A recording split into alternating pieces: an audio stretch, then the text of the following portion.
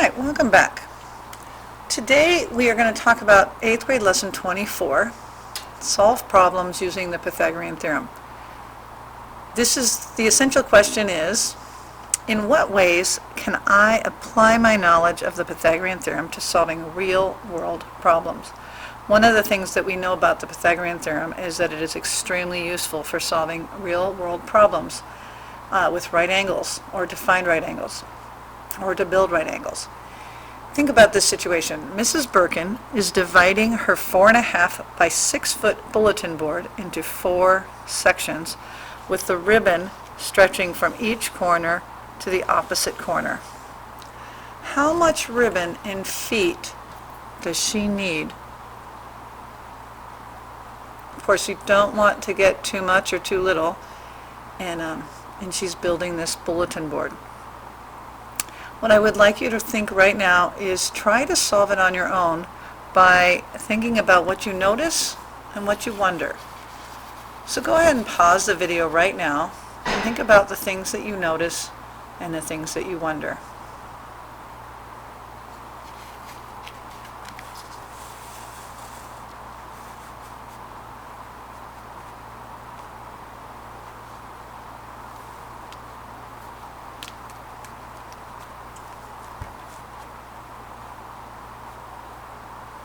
Alright, welcome back. I hope that you have noticed that this divides up into several right triangles. I can look at a right triangle here, a right triangle here, a right triangle here, or a right triangle here. And in every case, the hypotenuse of that right triangle is one of the lengths of ribbon. So if we think of, let's just think of this one right here, 4.5 by 6 feet, then I can think I am solving for the hypotenuse. And so let's go ahead and do that.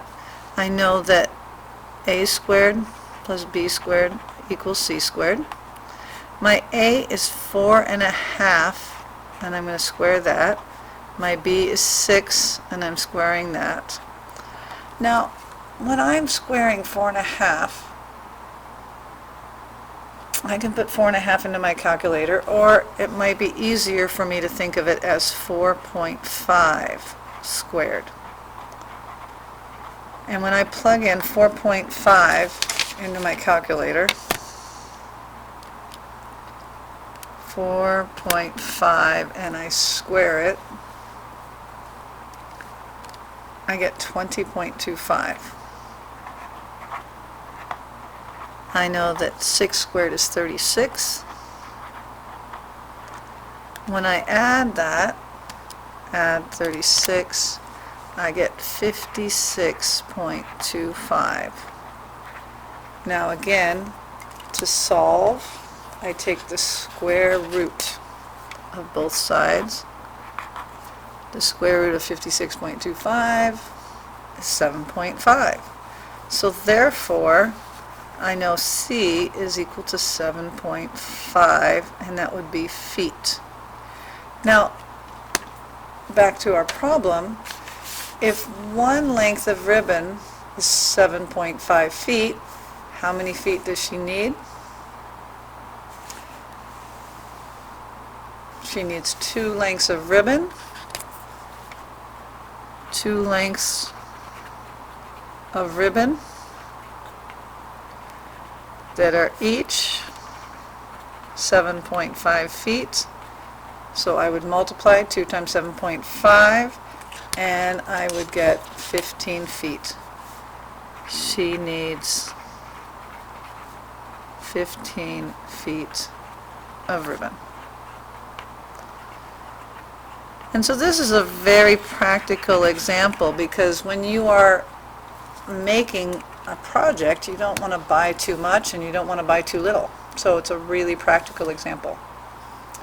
Now, what is one of the things that you noticed about using the Pythagorean theorem with whole numbers versus decimals or fractions? Does the Pythagorean theorem still work? it's just important as we remember, as we think of one of the things that we learned earlier in the year. Do you remember what decimals and fractions are called? We know that decimals and fractions can be, are usually rational numbers. Anything that can be written as a ratio of two integers is a fraction.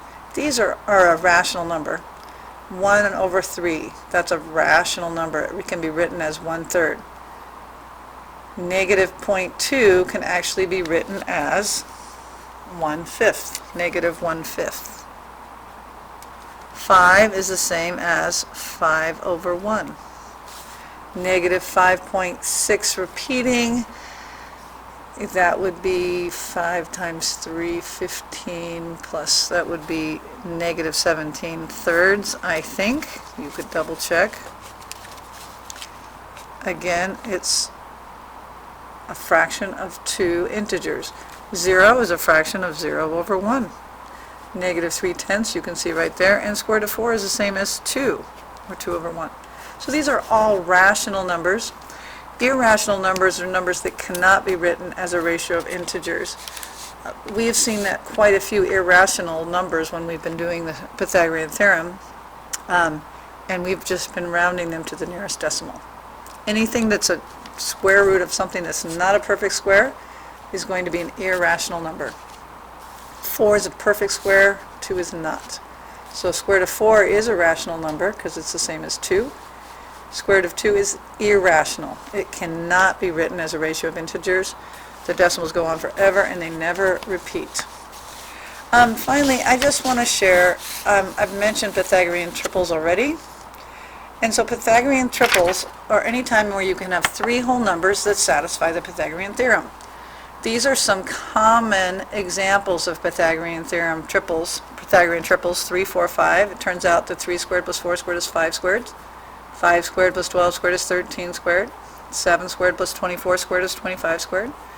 8 squared plus 15 squared is 17 squared. 20 squared plus 21 squared equals 29 squared. Now, it turns out you can take any of these triples and multiply them by a same amount, and you get a new triple. For example, if I take 3, 4, and 5 and I multiply them by 2, I get 6, 8, and 10. I could multiply them by 10. I could get 30, 40, 50. I could do the same thing here. I multiply this by 2, I get 10, 24, 26. I could do the same thing here. Multiply it by 2, I get 14, 48, and 50. I could multiply it by 10. I could get 80, 150, 170. All right, so you can do all of these. You can make new triples. We multiply this by 2. Let's just do 2. We get 40, 42. 29 times 2 is 58. So all of these, every single one of these triples, again, you can have an infinite number of triples based on what you're going to multiply it by. Most of these, a lot of these are numbers you have seen in problems we've done. So this is one of those things that would be helpful just to remember some of these, especially the 3, 4, 5, and the 5, 12, 13. You see these a lot in the 6, 8, 10. Those are usually what we use for examples.